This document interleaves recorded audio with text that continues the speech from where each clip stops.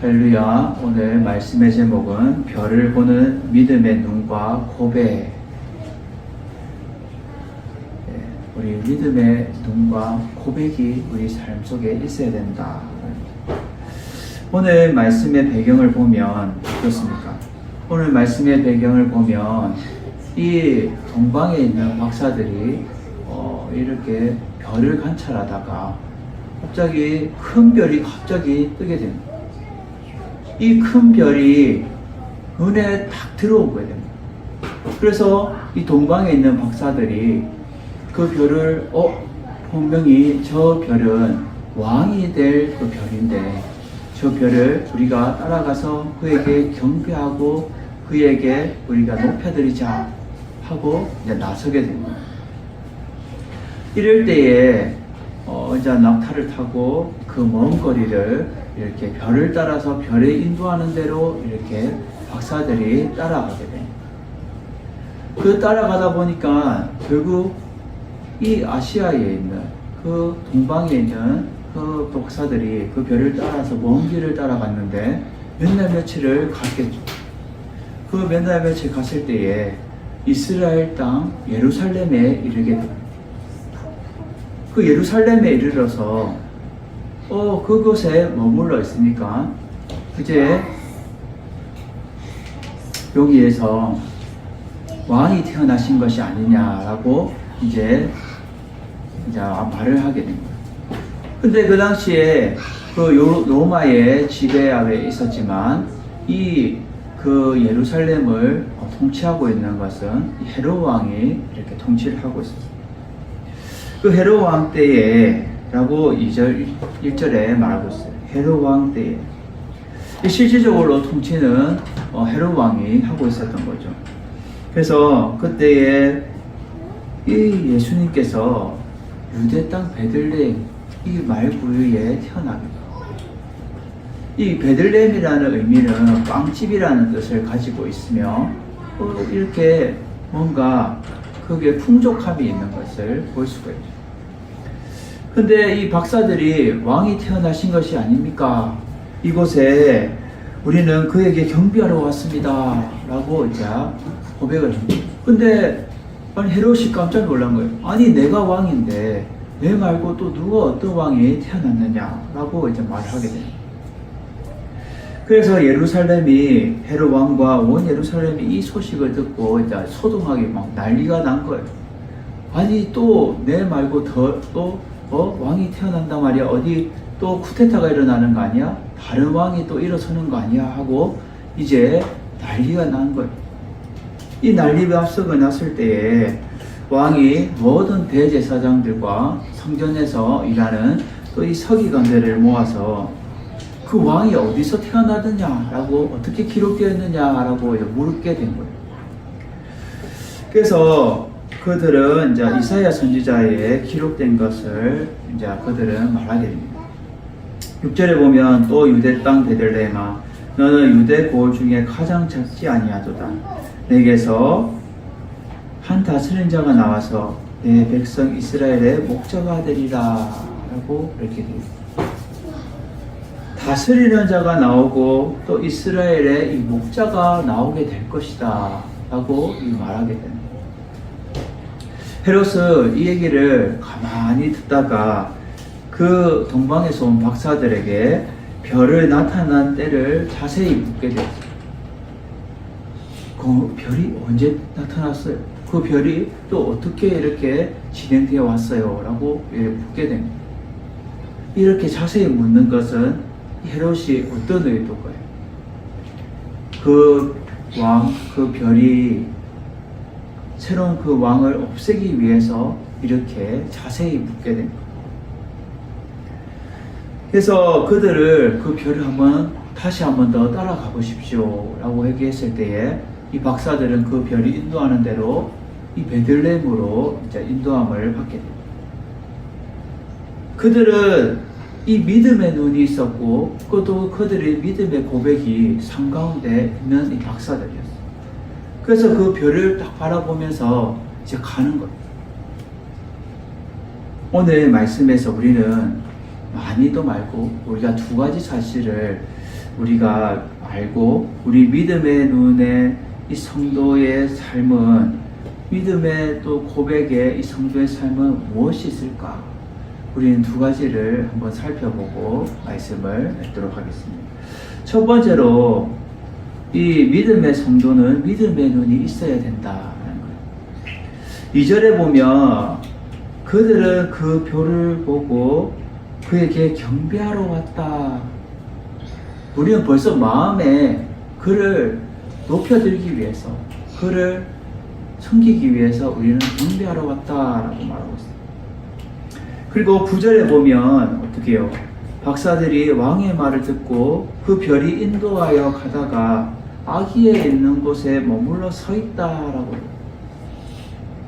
그곳에 우리는 믿음의 눈으로 바라보고 그쪽에 뭔가 왕이 태어나셨는 것 같다 라고 그들은 알게 되는 거죠.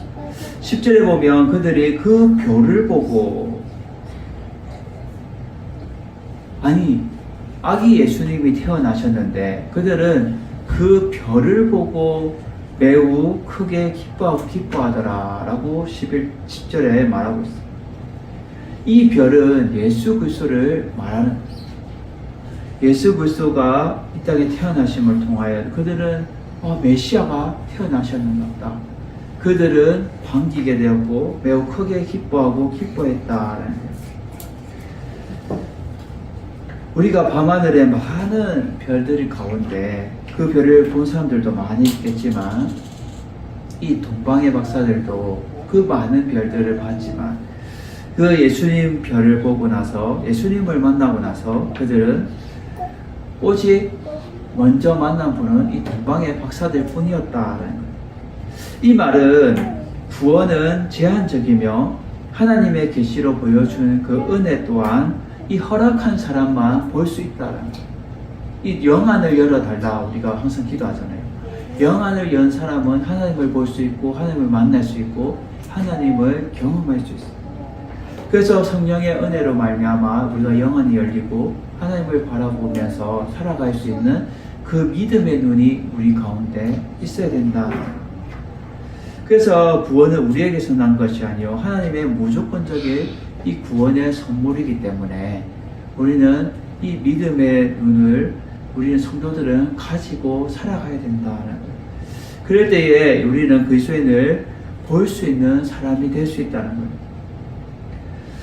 믿음의 시선을 가지며 또 믿음의 눈으로 우리가 은혜의 강구로 나아가는 여러분들, 성도 여러분 되시기를 주님의 이름으로 축원을 드립니다. 우리가 눈앞에 보이지 않아요. 내 삶이, 내 모든 여건이 막막해요. 주님, 내가 믿음의 눈으로 바라보면서 주님만 바라보고 살겠습니다 라고 우리가 고백하지만 내 삶의 현실은 어때요? 전혀 그런 고백이, 그러한 눈을 바라볼 시선이 우리가 마땅치 않을 때가 많이 있다. 그렇지만 우리가 주님의 그 은혜와 주님의 그 사랑으로 우리가 하나님만 바라보고 주님만 바라보고 우리가 나아가는 그 믿음의 눈이 우리 성도들 가운데 있어야 우리의 삶이 날마다 주님을 높이는 삶이 될 수 있고 또 주님을 경배하는 삶을 우리는 살아갈 수 있다라는 거예요. 그리고 두 번째로 오늘 말씀에서 알 수 있는 것은 믿음의 성도는 믿음의 고백의 선물을 드린다라는 거예요. 우리가 보이는 것을 위해 살아가는 것이 아니라 보이지 않는 것을 볼 수 있는 이 눈으로 살아가기에는 이 동방박사들처럼 믿음의 이 증인들은 보이지 않는 예수님만 높이면서 그들의 믿음의 고백의 선물을 드리게 됩니다. 오늘 어떤 선물을 드립니까? 오늘 보면 11절에 보면 집에 들어가 아기와 그의 어머니 마리아가 함께 있는 것을 보고 엎드려 아기께 경배하고 보배압을 열어 황금과 유황과 몰약을 예물로 드립니다. 아멘. 이 경배하다라는 말은 이 신적 경배와 예배를 드리러 왔다라는 뜻이죠. 즉, 이 동방박사들은 모든 목적이 이 별을 가리키는 예수님께 있고 또 유일한 소망이 오직 예수님을 만나서 이 자신들이 가지고 있는 이 귀한 이 보배압을 열어서 드리는 것이 그들의 사명이며 그들의 믿음의 고백이었다는 거예요. 그들이 증거로 가져온 그 물품을 보면 알 수 있는데, 먼저 이 황금이에요. 황금. 이 황금은 왕을 의미합니다. 왕. 황금은 변하지 않아요. 변질되지 않아요. 그래서 이 세상 모든 왕을 통치하는 이 왕을 의미하는데, 이 황금은 왕권을 의미합니다. 우리나라 박물관을 가보아도 왕은 황금으로 이 왕관을 만들어 쓴 것을 우리 흔히 박물관 가면 많이 볼 수 있잖아요.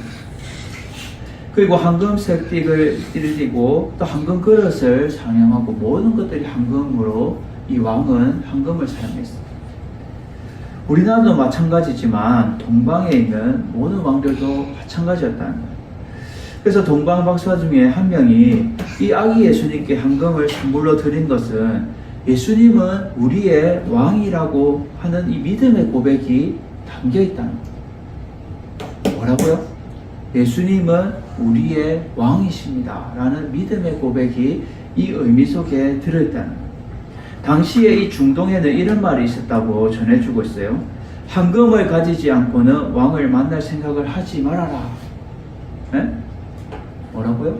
왕을 만나려면 황금을 가지지 않고는 만날 생각하지 말라는 거예요. 그만큼 이 황금이 귀한데, 왕을 만날 때는 반드시 준비할 선물이 이 황금이었다라는 거예요.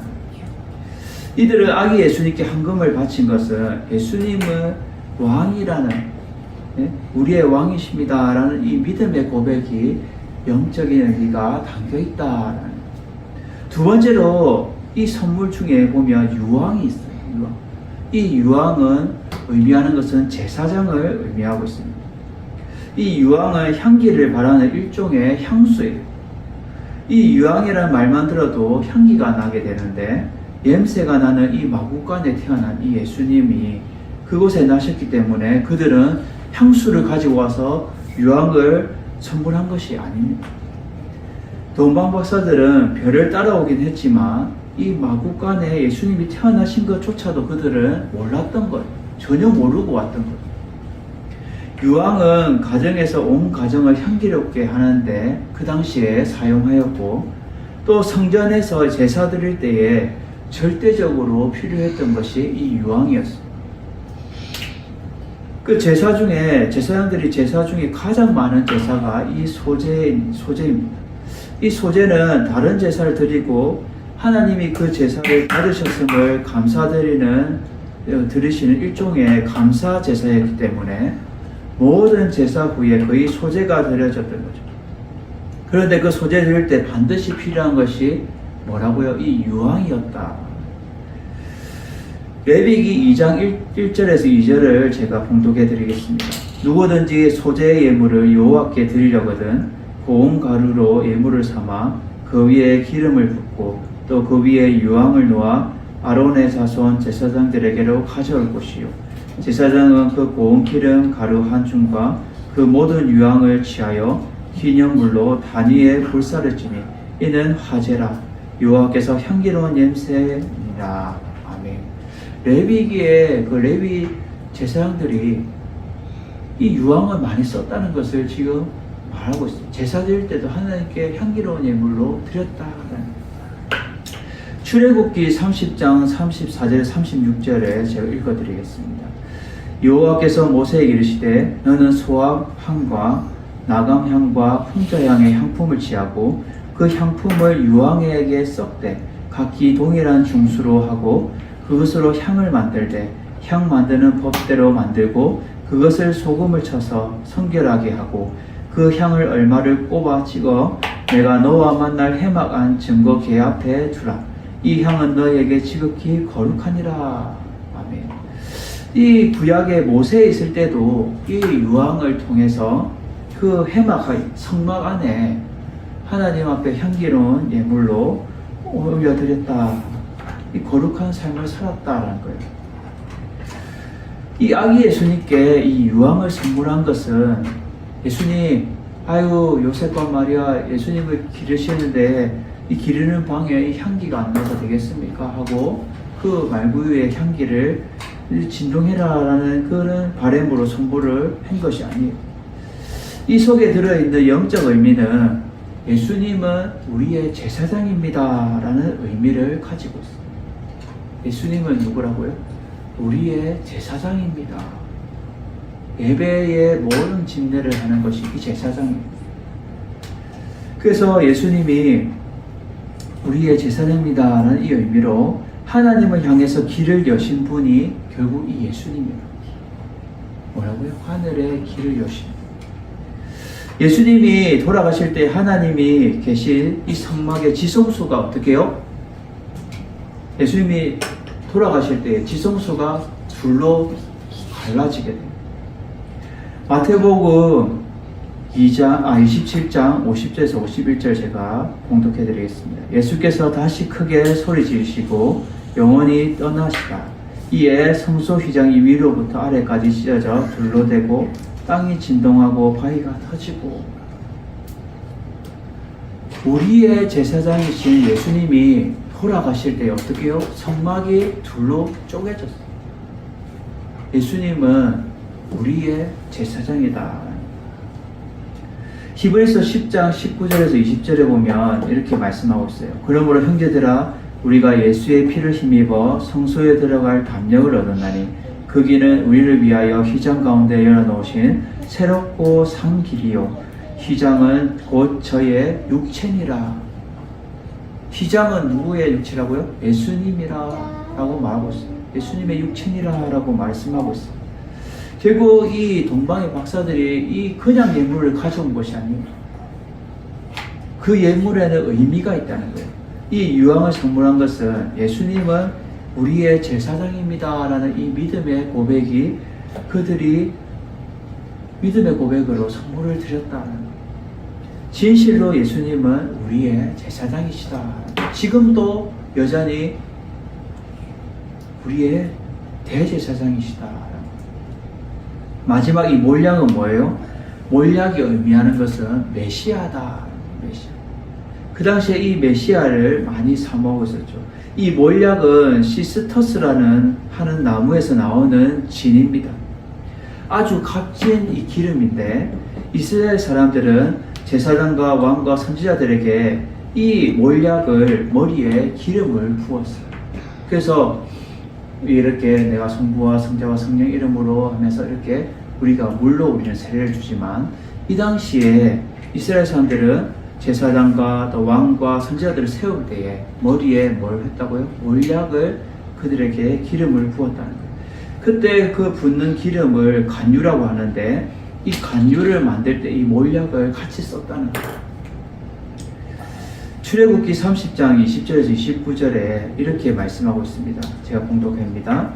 너는 상등 향품을 취하되 애책 몰약과 500세겔과 그 반수 향기로운 육개 250세겔과 향기로운 창포 250세겔과 계피 500세겔을 성소의 세겔대로 하고 감람기름 한 흰을 취하여 그것으로 거룩한 간유를 만들되 향을 제조하는 법대로 향기름을 만들지니 그것은 이 거룩한 관유가 될지라. 너는 그것을 해막과 증거계를 바르고 상과 그 모든 기름과 등대와 그 기구와 분향단과 및 번제단과 그 모든 기구와 물두번과 그 받침에 발라 그것을 이 지성물로 구별하라. 물은 이것에 접촉하는 것이 거룩하니라. 결국 뭐예요? 이 몰약을 통하여서 하나님의 거룩한 이 성막의 해물들의 이 향을 썼다는 거예요. 이같이 값비싼 향을 만들 때 넣은 재료가 바로 이 몰약이었다는 거예요. 그래서 솔로몬 왕의 침상에도 이 몰약을 뿌렸어요. 그 증거가 잠언 7장 16절에서 17절 보면 이렇게 말씀하고 있어요. 내 침상에는 하문의 요와 애굽의 문이 있는 이불을 폈고 몰약과 침향과 계피를 뿌렸노라. 이 몰약을 그만큼 그 당시에 귀하게 여겼다는 거예요. 이 예수님의 생애에 이 몰약으로 시작하여서 결국 이 어떻게 해요? 동방의 박사들이 황금과 유황과 몰약, 이 몰약을 드림을 통해서 예수님의 이 생애가 벌써 이 몰약으로 시작하게 됐어요. 근데 예수님의 끝도 마침도 어떻게 해요? 중요한 사실을 몰약으로 끝난다. 예수님이 이 세상에 태어났을 때 몰약으로 선물을 받았는데 예수님이 죽을 때 마지막으로 받은 선물 또한 이 몰약이었다는 거예요.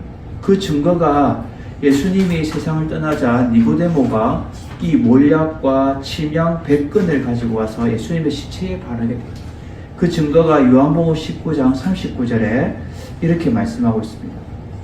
일찍 예수님께 밤에 나왔던 니고데모도 몰약과 침향 섞은 것을 100리터쯤 가지고 온지라. 예수님의 그 시체를 바르려고 니고데모도 이 몰약을 가지고 아주 귀한 사람의 침상을 뿌리고 정말 귀한 분의 몸에 바르고 하나님이 택하신 존귀한 자의 머리에 기름 붓는 것이 이 몰약이었다라는 거예요. 아기 예수님께 몰약을 드린 것은 너무나 그분에게 존귀하게 여기는 그 자세였다라는 거예요. 그런데 이 메시아라는 이 의미는 기름 부은 자라는 뜻이고 그 그리스도라는 의미죠. 동방의 박사들은 예수님을 이 메시아로 알았기 때문에 이 몰약을 드렸을까요? 아닙니다. 그들은 아주 존귀한 사람의 그 마지막도 그 시체에 바르는 그 기름이기에 그 예수님을 그들은 몰랐지만 죽은 사람의 시체에도 발라라고 몰약을 가져온 거예요. 근데 예수님의 죽으심을 태어났을 때부터 그들은 몰랐어요. 이런 거는 전혀 알 수가 없었어요. 그런데 분명한 것은 이 메시아에게 붓는 기름만 하는 것은 틀림이 없다라는 거예요. 예수님은 이 땅에 태어나신 목적이 인간의 모든 죄를 짓고 짊어지고 죽으시기 위해 오셨습니다. 죄의 값은 사망이기 때문에 대신해서 죽으러 오신 분이 이 예수 그리스도라는 거예요. 아마 이 세상에 예수님 관한 이 그림을 우리가 그림을 보면 예수님에 관한 그림이 가장 많을 거예요. 그런데 이러한 그림이 있다고 바클레이는 이렇게 소개합니다. 예수님이 목소리를 하다가 너무 피곤하고 기지개를 펴는데 벽에 그림자가 비쳤어요. 예수님이 두 팔을 벌려있기에 그림자는 십자가로 나타났습니다. 그런데 그 십자가를 어머니 마리아가 근심스럽게 의미심장하게 바라보고 있는 그 그림이 있다는 겁니다. 예수님이 이렇게 기지개 폈어요. 그럼 그림자가 생길 거 아니에요, 뒤에. 그러면 그 그림자가 십자가로 나타난다는 거예요. 그 모습을 바라보고 있는 어머니 마리아. 그런 그림이 있다는 거예요. 그렇습니다. 동방의 박사들은 이 아기 예수님께 황금과 유황과 몰약을 이 귀한 믿음의 고백에 선물을 드렸다는 거예요. 이 세 가지 선물 속에 예수님에 대한 모든 예언이 다 담겨져 있어요. 비밀이 담겨져 있다는 거예요. 예수님은 왕 중에 왕이십니다. 예수님은 또 제사장 중에 이 대제사장이십니다. 예수님은 또 한 분이신 우리의 메시아이시다라는 거예요. 이 보배압을 가지고 올 필요도 없을 때에 그들은 그 귀한 보배압을 가지고 와서 오직 예수님만이 우리의 기쁨이요 근원이요 또 경배의 대상임을 그들은 보여줬다라는 거예요. 제가 한 얘기 이야기를 하고 우리 말씀을 결론을 맺도록 하겠습니다. 스위스에 가면 유럽의 지붕이라는 알프스 산이 있어요. 이렇게 알프스 산이 눈에 싹 덮여 있습니다. 유럽의 지붕이라고 하죠. 이 알프스의 어떤 봉우리에 누군가가 하얀 대리석으로 이 십자가를 대리석 이렇게 돌로 십자가를 그 꼭대기에 세워놨다고 해요. 그 십자가에는 글씨가 새겨져 있는데 오직 예수라는 이 글귀가 새겨져 있습니다.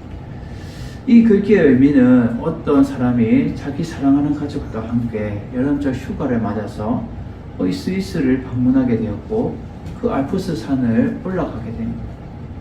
근데 그는 사랑하는 그 딸과 함께 그 알프스 산봉을 오르게 되었을 때에 조심스럽게 올라갔어요. 근데 거의 다 올라갔을 때에 아차하는 순간 어떻게 돼요? 그 딸이 그곳에서 떨어져서 죽어버리게 돼요. 그 아버지의 충격이 얼마나 크겠어요? 자식을 잃은 부모의 그 심정이 얼마나 찢어지겠어요? 그래서 고통스러워서 몸부림칠 수밖에 없었을 거예요. 근데 이 사람은 돈도 많고 지혜도 있고 여러 가지 부족함이 없어요. 근데 그런 것이 자기에게 어떠한 위로와 힘이 되어주지 못했던 거예요. 근데 그가 고통스러워 몸부림치고 있을 때에 그에게 찾아온 것은 오직 예수님밖에 없었다. 그에게 참된 위로와 또 참된 그 힘을 공급하는 분은 오직 한 분 예수 그리스도밖에 없었다라는 거예요. 그래서 그는 그 은혜에 놀라워서 사랑하는 딸이 떨어진 그곳에 하얀 대리석으로 오직 예수라는 글귀를 돌을 새겨서 그곳에 세워놨다라는 예수 그리스도 한 분만이 우리의 소망이시요 우리의 위로가 되시며 우리의 새 힘을 공급해 주시는 분이라는 사실을 그는 모든 사람에게 알리고 싶었다. 그래서 지금도 그 알프스 산 꼭대기에 올라가는 모든 그 등산가들은 그 글귀를 다 본다고 한다고 합니다. 믿음의 증인들은 오직 예수 그리스도만 바라보게 됩니다. 오직 예수님만을 위하여 믿음의 고백에 선물을 드리게 되죠. 그리고 그 예수 그리스도로 인하여서 즐거워하고 만족하면서 살아가게 된다라는 것. 찬성도 여러분, 우리는 믿음의 눈과 믿음의 고백의 선물로 날마다 주님을 높이며 경배하며 우리가 이제 불과 며칠 남지 않았는 2023년도 우리 2023년도를 우리가 기쁨으로 준비하는 여러분 되시기를 주님의 이름으로 축원을 드립니다. 아멘.